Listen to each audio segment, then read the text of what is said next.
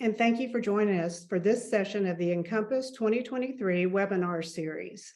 On behalf of Encompass, please join me to welcome representatives from Hogan Lovells who will discuss the basics on environmental, social, and governance, the evolving regulatory and political landscape surrounding ESG in the United States, and the need for companies to prioritize ESG risk management.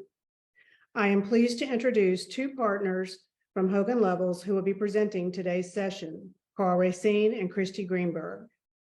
Karl is the former and first ever elected Attorney General of Washington, D.C.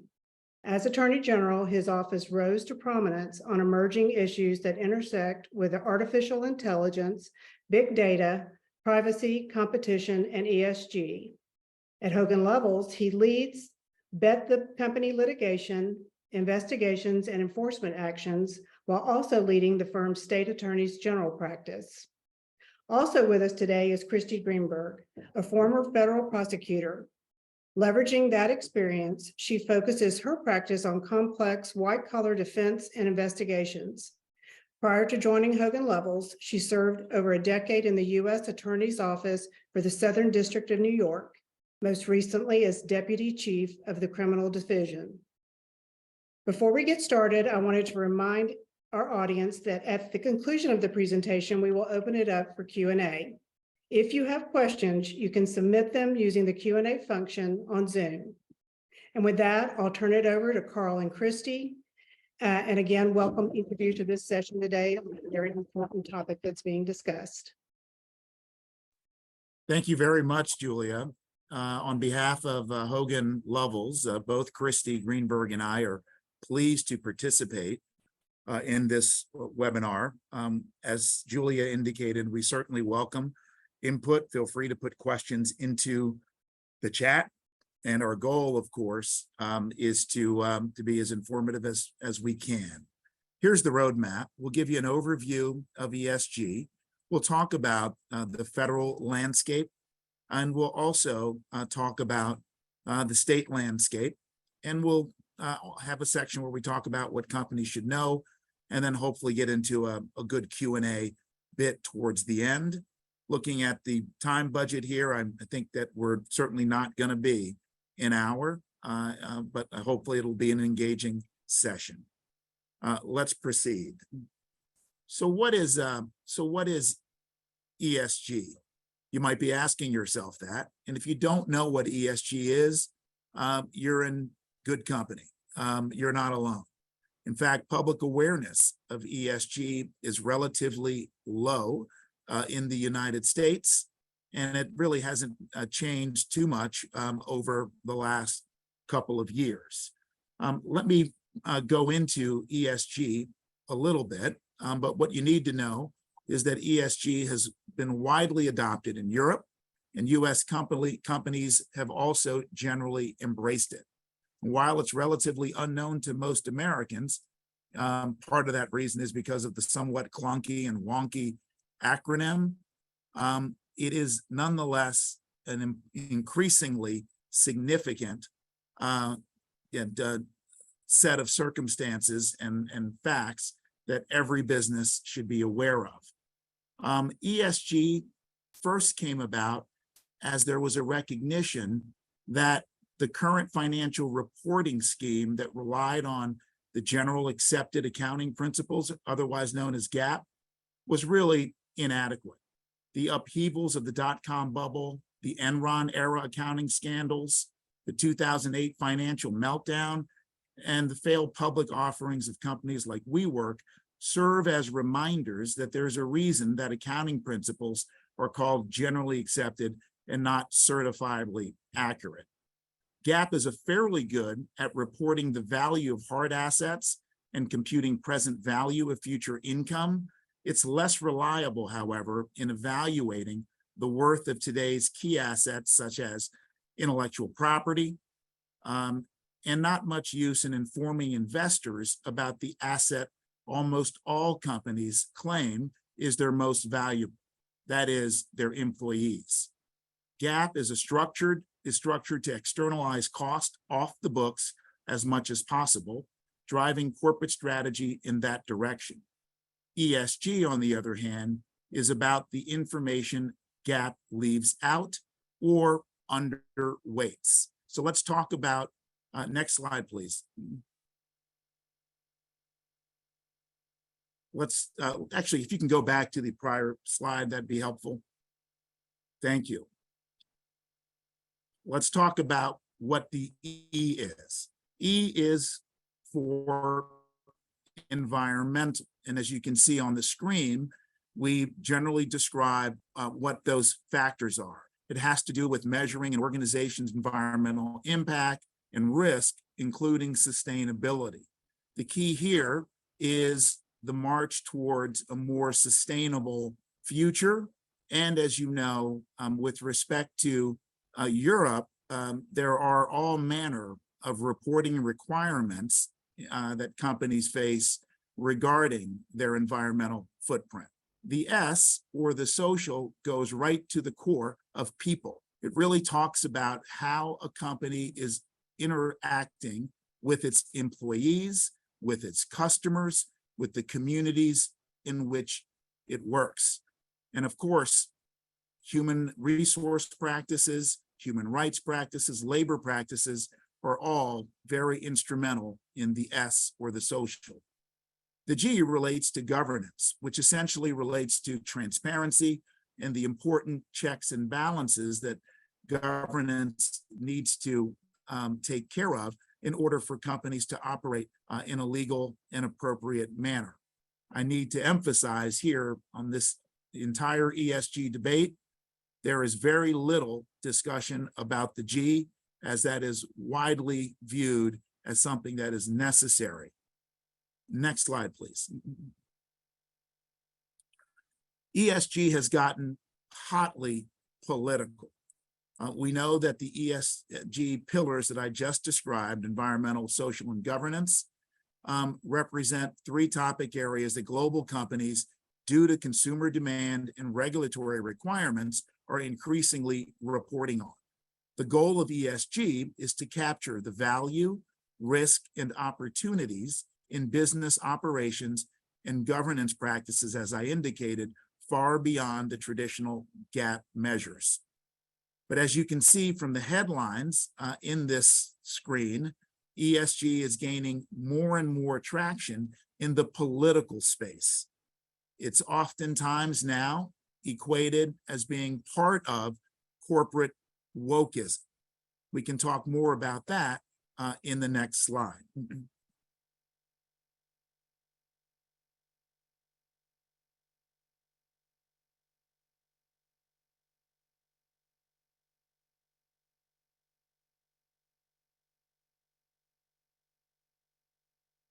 Okay, thank you. Sorry, we're having a little bit of a technology issue on my side. So in today's presentation, we're going to talk about the legal and political landscape at the federal and state level. Let me bring in my colleague, Kristy, who will talk about the federal landscape, and then I'll come back to talk about what's going on in the states. Thank you, Karl. Next slide, please. So before I touch upon the federal landscape, I wanted to just highlight a few ESG issues that have come up for the technology industry specifically. These are by no means exhaustive. These are just a few examples of where you can see ESG issues coming up in the tech industry. So starting with environmental, there has been an intensified focus on the tech sector's overall environmental impact. As big data, machine learning, and artificial intelligence continue to gain prominence, there are concerns about the environmental costs of computation, primarily big data and AI's carbon footprint and greenhouse gas emissions. Data centers and AI deployment have increased exponentially, and the enormous amount of energy that's needed to run them can also be damaging to global progress on climate change. So some examples. MIT reported that the cloud now has a larger carbon footprint than the entire airline industry, and a single data center might consume an amount of electricity equivalent to 50,000 homes. So that seemed like a statistic that was just very surprising to me, but really goes to show you just how much energy consumption is involved with big data.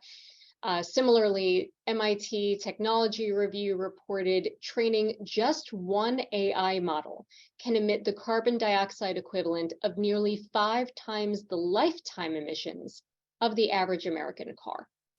So we have this high demand for data center facilities and AI, and that's really going to require tech industry leaders to find energy efficient solutions for data expansion.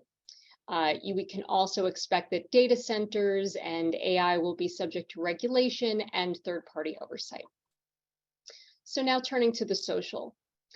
2 issues that have come up as social issues. One is concerns over job displacement from artificial intelligence.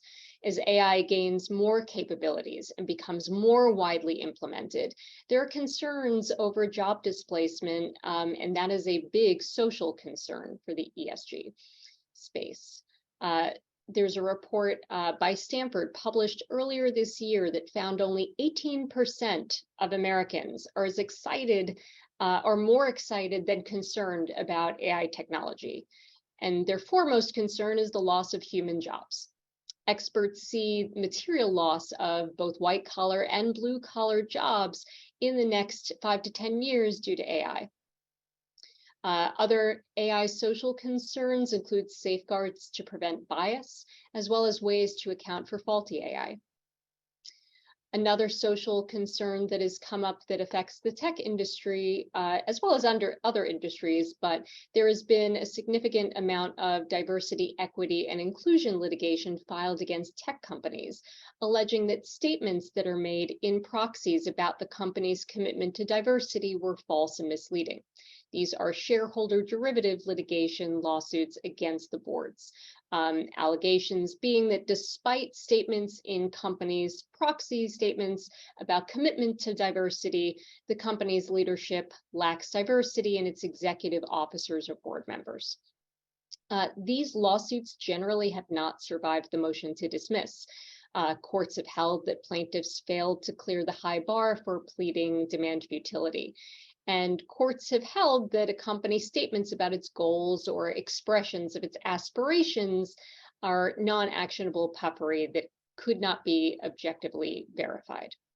So these lawsuits, you can expect these kinds of claims to continue, but at least in the shareholder derivative context, they have not been successful. Turning to governance. So just going to talk a bit about dual class share structures, which are more common in the tech industry than in other industries. So an increasing number of tech companies have introduced classes of stock where there are superior voting rights, which typically allow the company founders and top executives to maintain company control, even as their economic stake in the business may diminish. So the argument against that is that there's a discrepancy between control and economic ownership, and that really reduces the accountability to the economic owners of the business and really entrenching management and skewing their incentives. The argument for this structure is that control is really necessary to protect the company from short-term pressure of the market and allow management to focus on growth and long-term strategy. These dual class share structures are more likely to face governance challenges as well as environmental and social controversies. So dual class companies tend to lack independent board leadership. They're more likely to exhibit related party transactions involving the CEO, which may raise concerns about potential conflicts of interest. They're less likely to disclose their director evaluation process, which may serve as an indicator of poor board accountability. And the directors sometimes are more likely to miss their board meetings, which investors view as part of their fiduciary duties to shareholders. So these are just some highlights of issues in the ESG space in the tech industry. Next slide, please. Next slide. So now going to give you an overview of the federal landscape, starting with the U.S. Federal Trade Commission, the FTC. So the FTC, a lot of the claims in the ESG space that the FTC is looking at involve greenwashing. So what is greenwashing? Greenwashing refers to the practice of making misleading or unsubstantiated claims about the environmental benefits of a product, service, or a business practice. The term is used to describe companies that make exaggerated or false claims about their environmental performance or initiatives in order to appeal to consumers who are concerned about sustainability. So consumers' greenwashing allegations can involve product statements as well as the company's general statements about its commitment to sustainability. The FTC puts out what's known as green guides. These are exactly that guidance to help companies qualify and substantiate their marketing statements about the environmental benefits of their goods and services in order to avoid misleading consumers. These green guides were originally issued in 1992. They were last revised in 2012. Now, the FTC has requested comment on the green guides by April 24th, 2023. So we should be expecting some revisions to the green guides in the near term. Now, in terms of enforcement, the FTC has authority under Section 5 of the FTC Act to bring actions for deceptive green marketing claims. But what's really interesting is that the FTC's request for comment may actually signal the possible expansion of the FTC's enforcement authority. The FTC has asked the public to comment on whether it should consider rulemaking under the FTC Act related to deceptive or unfair environmental claims. So there's a difference between the guides, which are interpretive guidance, and formal rulemaking, which is significant because the FTC lacks the general civil penalty authority under Section 5 of the FTC Act. So if the FTC issues a formal rule, it is then entitled to seek civil penalties of up to approximately $50,000 per violation. So that's each disseminated advertisement or a view of a marketing material that would be its own deceptive claim that could get that civil penalty. So those could really add up. The FTC is considering the possibility of making these rules to cover environmental marketing claims, and thereby they would gain the ability to impose some pretty stiff civil penalties. Next slide, please. So next, I want to talk about the U.S. Securities and Exchange Commission, the SEC. So in March of 2021, the SEC created the Climate and ESG Task Force in its Division of Enforcement. So you're seeing the SEC really continue to sharpen its focus on ESG considerations. This task force is consisting of 22 members from the SEC headquarters, regional offices, and specialized units. And what they're really doing is they're working to proactively identify ESG-related misconduct. They're using sophisticated data analysis to mine and assess information that will identify potential violations. The SEC has been actively probing companies for potentially misrepresenting their ESG metrics that they employ and market to their investors. Environmental issues, specifically climate risks, have been a top priority for the task force. Since the task force was formed, the SEC has brought significantly more ESG-related enforcement actions against companies for allegedly false or misleading ESG-related disclosures. And the SEC has made it clear that they're going to continue, that they're looking at ESG-related reporting misconduct, as well as these greenwashing kinds of overstatements of ESG commitments and diligence, that this is a top priority for the SEC. In terms of the enforcement actions that we've seen in 2022, you've seen enforcement actions primarily in 3 areas. Exaggerated disclosures around company commitments to ESG goals, failure to disclose material information that's relevant for assessing the reasonableness or progress towards meeting their publicly disclosed ESG goals, and the failure to establish controls around ESG-related policies and reporting. Now, In March of 2022, the SEC proposed a rule entitled the Enhancement and Standardization of Climate-Related Disclosures for Investors. This is one of 3 significant rules that have been proposed this year by the SEC at mandating certain ESG disclosures. Now, this rule is intended to require consistent, comparable, and decision-useful information on climate-related disclosures. It requires certain information to be included in registration statements and periodic filings for publicly traded companies. Among that information is climate-related risks and their impacts on strategy, business model, and outlook, climate-related risk management processes, climate-related financial statement metrics, climate-related corporate governance, climate-related targets or goals such as net zero emission targets, and greenhouse gas emissions.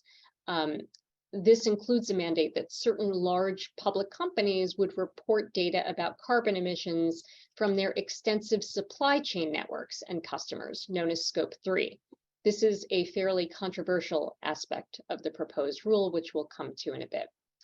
The SEC is expected to take final action on this proposed disclosure rule sometime this spring. We're already in June, so it should be coming.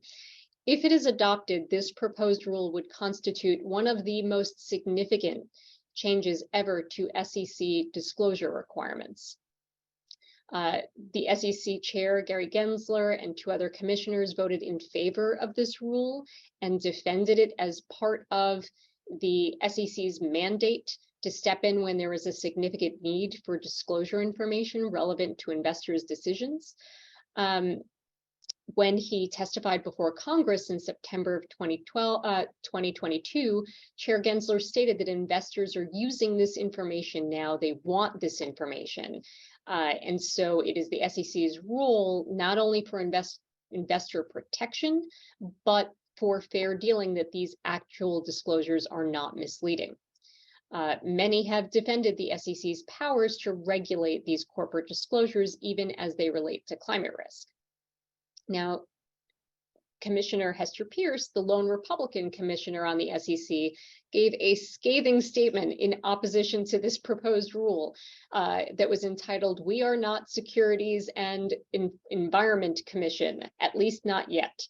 And she levels a lot of criticism at the proposed rule, stating there's really not a credible rationale when the existing disclosure requirements already capture material risks relating to climate change. She said her opposition was that this clearly exceeded the Commission's statutory limits and mission in seeking to mandate climate risk disclosures.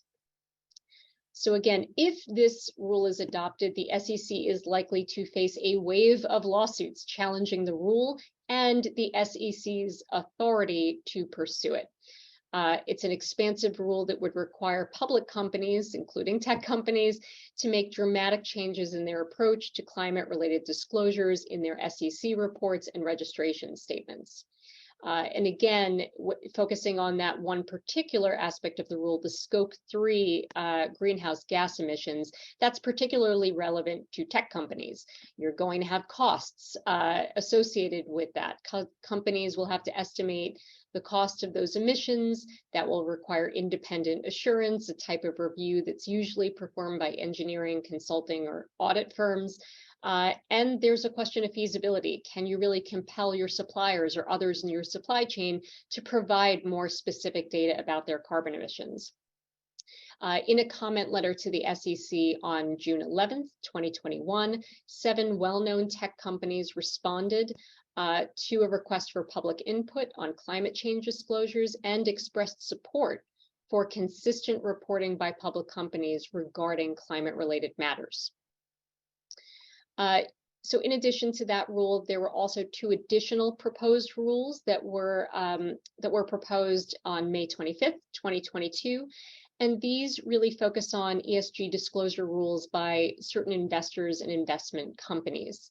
They are regarding the labeling and transparency for ESG funds to avoid greenwashing. Again, labeling a fund as sustainable without clear definitions and goals. These proposed changes would categorize funds that consider ESG factors in their investment process into three broad categories, depending upon how central ESG factors are to a fund's strategy. There would be ESG integration funds. These are funds that integrate ESG factors along with non-ESG factors in investment decisions. There are then ESG focused funds for which ESG is a significant or a main investment consideration. And then there's a subset of that, which would be ESG impact funds, which are seeking to achieve returns and a particular ESG impact, such as clean water or reduced emissions. Again, these changes would require specific disclosure requirements regarding ESG strategies. They would implement an approach where ESG funds investors would be able to compare funds at a glance. So that's the second rule. And then there's also the names rule. These are changes to prevent misleading or deceptive fund names. Here again, it's really about prohibiting the use of ESG terminology in the fund's name unless ESG factors play a central role in the fund's strategy and are being used in a dispositive manner. So these last two rules that I mentioned, the ones that were proposed in May of 2022, the SEC is expected to take final action on these rule amendments in the fall of 2023. Just briefly, why are these SEC proposed rules important to the tech industry? So if these rules are implemented, tech companies seeking investment from those ESG funds will have additional disclosures and requirements to meet. Similarly, if that disclosure rule is actually finalized, it is going to mean publicly traded tech companies will need to comply with it. And they'll need to offer as well solutions to have a strong ESG rating so they don't impact the scope 3 emissions of companies that use their software or service. ESG assets are forecasted to make up more than a third of global assets under management by 2025. And the tech sector actually makes up the largest allocation in many popular ESG equity funds. But again, with popularity comes scrutiny from the SEC, from investors, from shareholders, rating firms, and other regulators. So when you're doing what the SEC is proposing to do here and making a company talk more, making them disclose more on the record, that means people are more likely to catch it in a mistake. This could lead to more securities fraud litigation targeting companies over alleged lies or even half-truths being told to the investing public. So briefly, I want to talk about West Virginia versus the EPA. This is a decision from the Supreme Court that was issued on June 30th, 2022. This decision could have a significant impact on whether or not the SEC and other U.S. federal regulatory authorities can issue climate and other ESG-related rulemaking. Essentially, what this case said is that administrative agencies, if they want to, they must be able to point to a clear congressional authorization when they claim the power to make decisions of vast economic and political significance. So in this particular case, the Supreme Court found no clear congressional authorization in a section of the Clean Air Act to confer upon the EPA unheralded power representing a transformative expansion of its regulatory authority. Regulated entities are likely to rely heavily on this decision to challenge federal regulatory authority. Next slide, please. So just very briefly, federal legislative updates. There was the Department of Labor's rule, which was released in November of 2022. And this essentially clarified the application of ERISA's fiduciary duties to the selection of investments and investment courses of action, including the consideration of ESG factors. And really, the rule clarified that retirement plan fiduciaries can take into account ESG factors in making investment decisions. In February of 2023, a Republican-led resolution under the Congressional Review Act passed both chambers of Congress, seeking to nullify the Department of Labor rule. President Biden vetoed this congressional resolution, limiting retirement fund managers from considering ESG factors, thus leaving that Department of Labor rule intact. That has also led to a lot of litigation on the state side, which is a perfect segue to Karl to talk about the state landscape. Thank you very much, Kristy. Let's talk about what's going on in the states. And to say that things are quiet in the states is not apt. To say that things are messy in the states is more apt. And to say that there is a significant partisan divide between so-called red states and blue states is entirely accurate. So generally speaking, Democrats and Republicans disagree on ESG.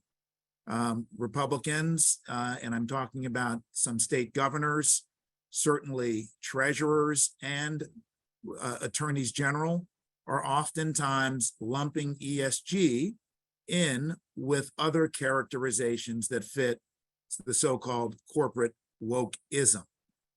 The Republican line in regards to ESG really focuses on an argument that consideration of the environment, social, and governance has nothing to do with financial interest and the business imperative to make money. The Democrats see it another way. There is more tolerance for ESG, and certainly within the Democratic view, the environment, the environmental footprint that a company has, how a company treats its employees, how the company treats its supply chain, and indeed how a company is governed is relevant to the financial well-being of companies. Now, even though there is a hotly divided and partisan reality in the ESG space, there are cooler heads, if you will, and cooler voices that are being heard now.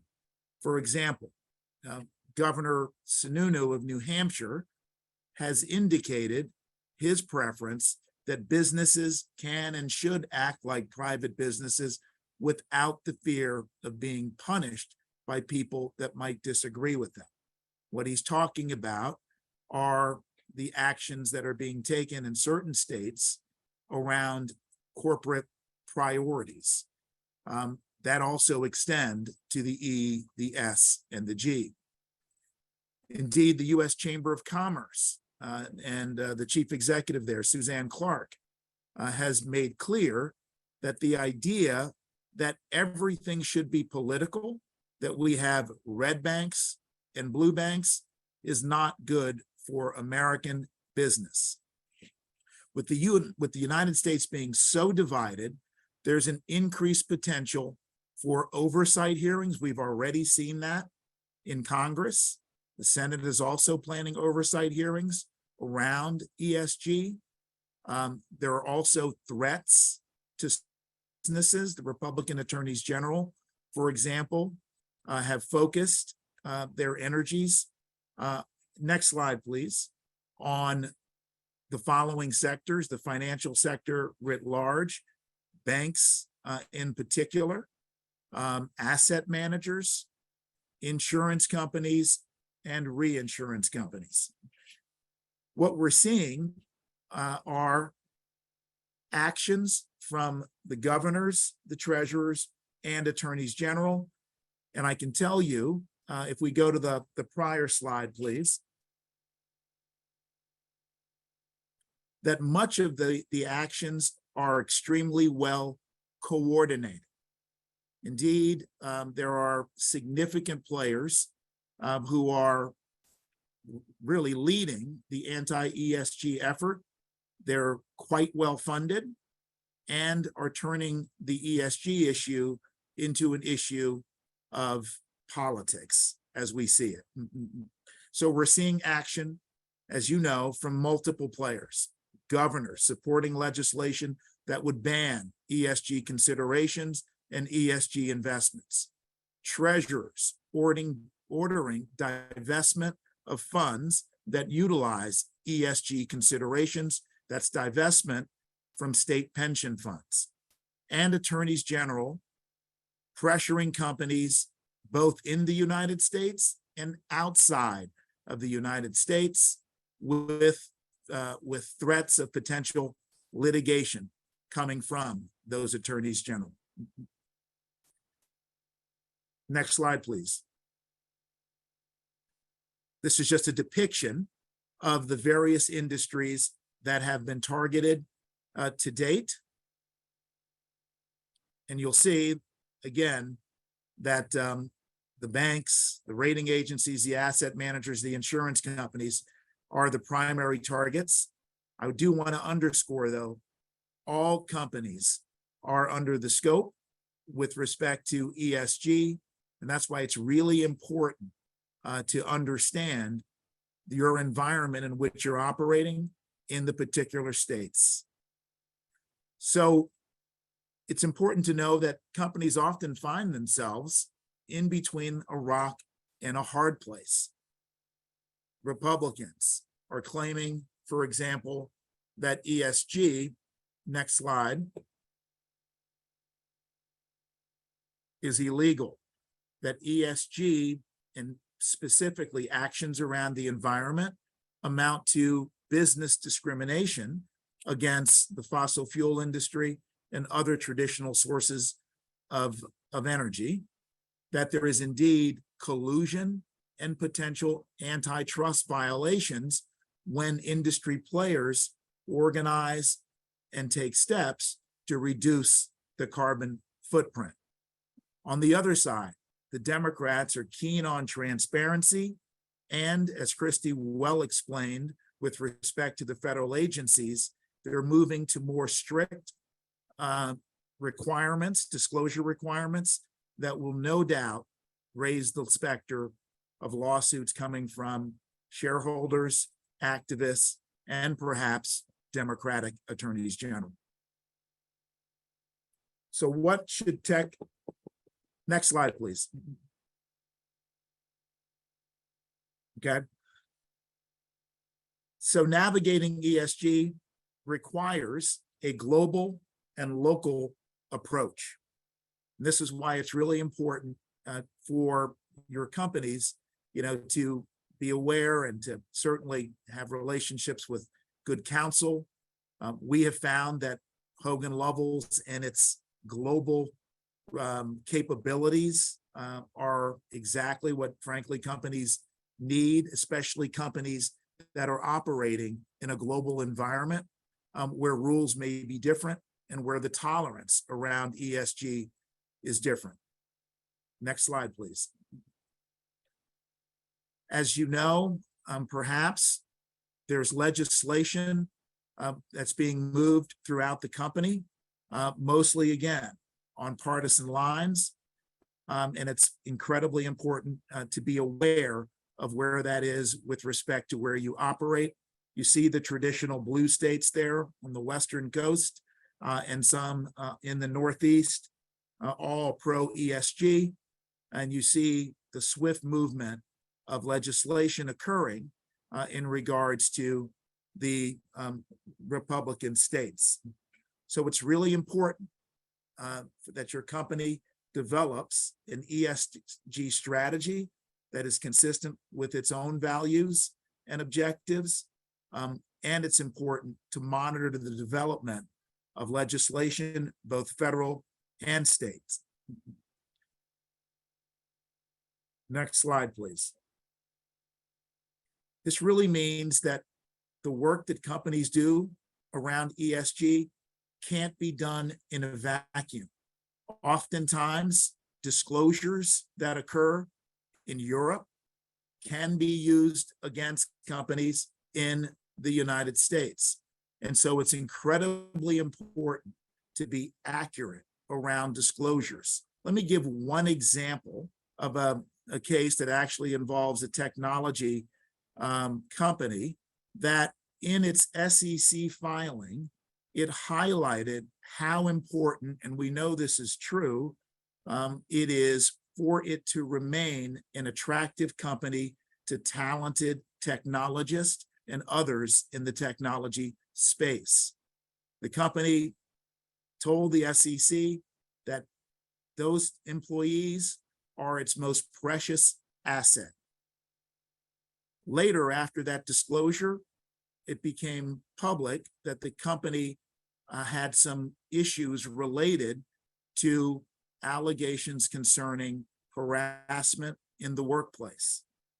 The SEC asked the company to produce information about what it was doing to protect the very precious assets that the company highlighted in the SEC filings. Unfortunately, the company was not able to produce the kind of practice and policies that are the hallmark of protecting their own employees around harassment and bullying type of issues.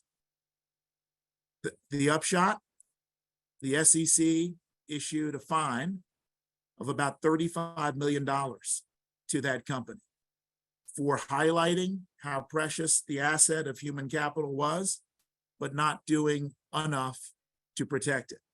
Again, a real big example of how mindful companies need to be around any disclosure related to the E, the S, and the G. There is no doubt, next slide please, that what companies say in the ESG space can and will be used against them. Next slide, please. Okay, I think I turn this over to you now, Kristy. Oh, it looks like a question came through in the Q&A, which is, as tech companies navigate the risks within the ESG space, what should they seek to prioritize? It's a great question because I'm sure it seems very overwhelming given all of the conflicting rules and regulations and laws. But I would say that in terms of what to prioritize, tech companies should really be looking at three things. First, establish an ESG strategy with a focus on the G, a clear governance structure. Second, setting up frameworks that ensure robust ESG data management and integrity. And third, which to elaborate on what Karl mentioned earlier, where you have these disclosures, you want to make sure they're accurate and that the reporting of them is accurate. So you want controls and procedures in place to ensure that. So I can talk a little bit about each of those three components. So starting with governance, design, and operation. According to KPMG, what companies think about ESG is very different than what they're actually doing about ESG in the tech industry. Only 26% of tech companies have significantly incorporated ESG into their strategic planning, according to a recent CEO survey by KPMG. So again, that brings me back to the G in ESG.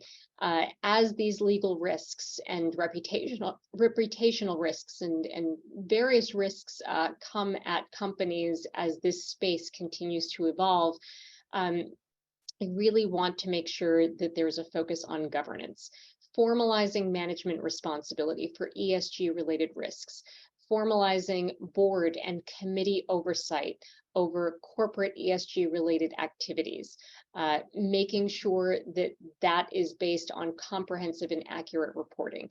That governance and design operation should be the top priority.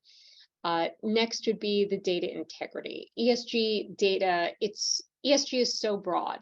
The data can be so complex, originating from disparate sources and covering all tiers of an organization. So tech companies will want to focus on the ESG risks and opportunities that are material to their particular business, right? Their shareholders and their stakeholders, but also consult established frameworks and standards for guidance on what are the important ESG metrics in the tech industry. And then really making sure that there are data management systems for that ESG related data that are formalized and automated if possible. You want to make sure there is a system to collect, measure, and track ESG data, and that includes third parties that are in the company operations and value chains. So companies should also be monitoring their vendors, their suppliers, and their partners to ensure their third-party operations are not introducing ESG risks, for example, using forced or child labor or employing unsustainable environmental practices. So that's two, that's data integrity. And then the third piece would be these disclosure controls and procedures. Public companies must maintain and periodically evaluate the effectiveness of their disclosure controls and procedures. That requirement extends to any ESG information that a company would be required to disclose under SEC regulations. So making sure that there are robust disclosure controls and procedures, and that those are documented in policies once they're established, is incredibly important, as we will likely see in this year finalized rules that are going to require those robust disclosures. The disclosure should cover what ESG data is being collected, the process for collecting that data, the process for analyzing that data, who is analyzing it, and the parties that are responsible, again, for that compliance, for that oversight and management. So those three areas are things that I think if you're a tech company that is not fully conversant in this space yet, those would be places to start. There was a related question around data that I think you really touched on well. And the question concerned the ability of a company, to really, amass all of the data that it needs and to collect it. And it is quite an endeavor. And I think, the reality is that our clients are really now starting to get their hands around this. What is really important on ESG, if I could just emphasize, is that in the early days of ESG, say the last, 5 to 10 years ago, a lot of ESG imperatives from the companies were placed in the marketing or advertising departments. ESG is not an advertising or marketing play anymore. It is a central governance piece, and what we've seen is that it is central to discussions at the board level, and oftentimes ESG falls right within the bailiwick of an executive vice president or a COO. So these are top of mind issues of important criticality to companies. Well, thank you so much to all of you who joined us today, and especially to Kristy and Karl for such a timely and comprehensive overview of such an important topic. We do appreciate all of you for taking the time, and to our presenters. We look forward to seeing you at future Encompass webinars. And again, thank you for being with us today. And thank you, Karl and Kristy. Great presentation.